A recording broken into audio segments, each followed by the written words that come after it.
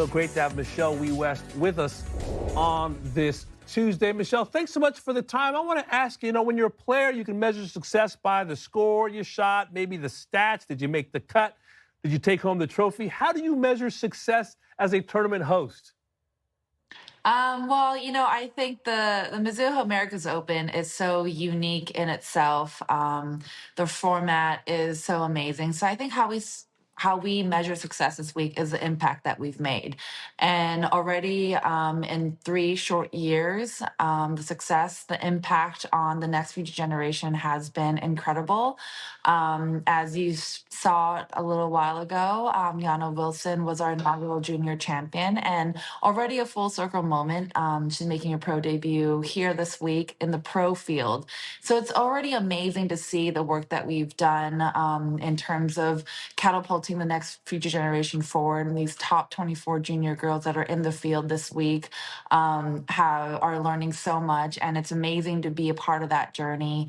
The mentorship program, the player experience are all something that we measure success by. And we could not be more happier that we're renewing for 5 more years and to continue to see the impact that we've made. As your role evolves in the game from player to, I suppose, stateswoman and host as well, Michelle, has that been an easy transition for you?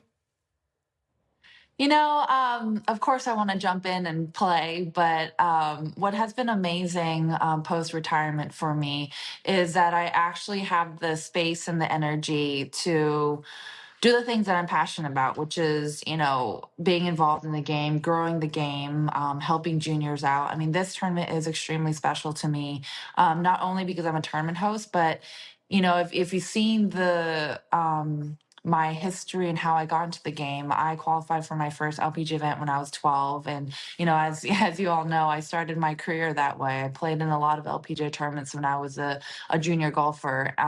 So this tournament means a lot for me because the fact that these girls are in the field, they're able to be inside the ropes with their idols and their role models. And with our mentorship program, they're playing, we pair a junior up with the LPGA Pro this week. And it really pushes you forward. So all the stuff that we're doing this week, we're so excited. We're so grateful for every single pro that's in the field. As you saw, Rose Zhang won our inaugural tournament. Nelly Cordo won last year. And we have 120 of the top LPGA players in our field, and they all chose to be here. And they all chose, knowing that there's juniors in the field, knowing that it's a big week of mentorship. It's amazing to see the work that the LPGA players and how they're giving back in this week. So overall, it's been I would say a pretty seamless transition.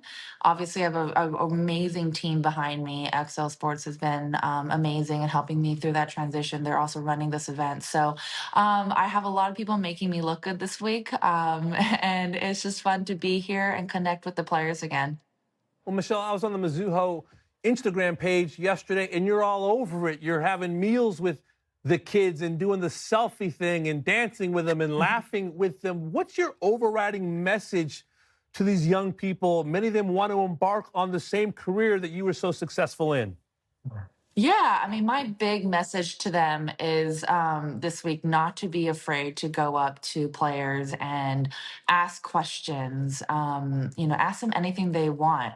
The players in our field, we want to help. We want to be connected with the juniors. And I told them we're just as shy as you are. So it's a good week to gain some confidence and go up to your idols and ask some questions. It's an amazing opportunity to be inside the ropes with them. They're going to be, it's 2 concurrent fields. And Thursday, Friday, they'll play separately. But on the weekend, the number 1, number 2 LPGA player on their field will be paired with the number 1 junior in the junior field. So the juniors will be paired with the pros on the weekend, and it's the final groups. They're going to be in the final groups, and so I'm really excited for them. I love spending any time I can get with these junior girls. I have so much fun with them, and last night was no exception.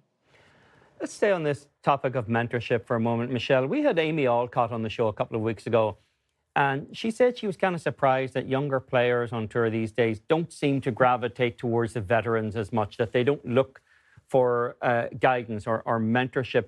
Did you have somebody that you turned to when you first came out on tour? And did you play that role for others when you were still competing?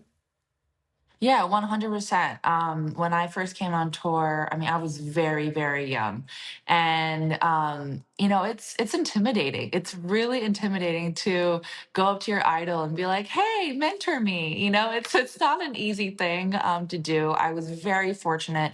Meg Mallon, I was paired with her in a pro am, and she immediately was so warm to me. And I remember we did like a closest to the pin contest, and she was like, "Oh, loser has to dye their hair." And it was so amazing that this Hall of Famer, this someone I looked up to, really brought it down to my level as a 13-year-old and really related to me. And, her and Beth Daniel have been like my second moms on tour, someone that I could always go up to and ask anything. And that's why this week is extremely important to me, because we kind of were forcing them to be in a situation, because the pros are shy, the juniors are shy, so we're just like making it less awkward. We're pairing each pro with the junior, and they're, like I said, they're playing a practice round together. They're exchanging numbers. And they're having a meal together, and it's really amazing. Now, this being the third year, it's amazing to see the relationships that they have cultivated, and I think they keep in touch and whatnot. But yeah, mentors are so important, and it is hard, though. It is hard to go up to someone and ask for it. So I hope this creates an organic environment for that to happen. Michelle, last year, Brittany Lincecum and Lexi Thompson announced they were stepping away from competitive golf. Well, we've seen them both in 2025, quite a bit of Lexi. Any chance that we might see you pick up the 14 clubs again, even as busy as you are as a wife, as a mother, and a businesswoman? Well, I'll be playing in the Pro-Am tomorrow, but that's probably as far as you'll see. Well, what about But, us? hopefully, maybe one day. I don't know. Never say never, but probably. Do you understand, I guess, their competitive urges, the difficulty to walk away, the reason that they want to come back and mix it up here and there?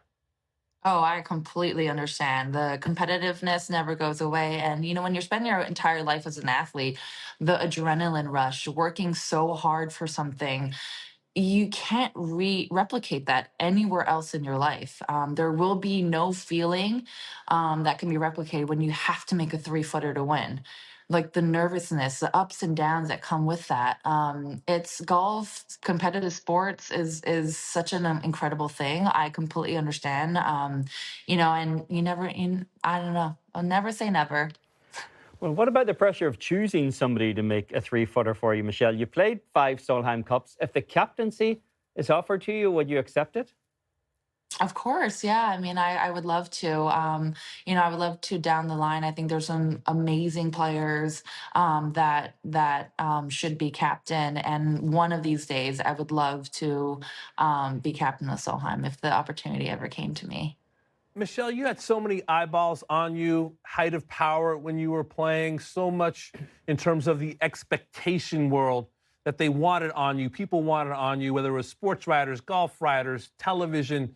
How much do you empathize with Nelly Korda as the face of the LPGA and folks asking her to be the Caitlin Clark of golf, as it were?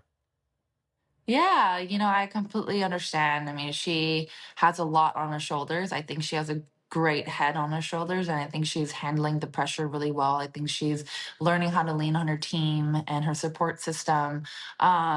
And she's learning how to say no to things, which is, I think, also very important to do. I think it's very easy to get sucked in and, just say yes to everything, to feel like you need to do everything. But, I think she has very strong personal boundaries, which I think is amazing. But yeah, she's got a great head on her shoulders. I, for one, would love to see her win our event. I thought it was really great last year. But, it's a lot of pressure for these young girls to have that much pressure on them. And I completely empathize. Michelle, we have a guest coming up on the show now, Raymond Rebel. He's made it all the way to final qualifying for the US Open, trying to play his way into Oakmont. He's 14 years old. If anybody's in a position to offer advice on how to kind of maintain a love of the game at this age, in this scenario, it's you. What would your advice to him be? Yeah, I would say don't forget that it's a game.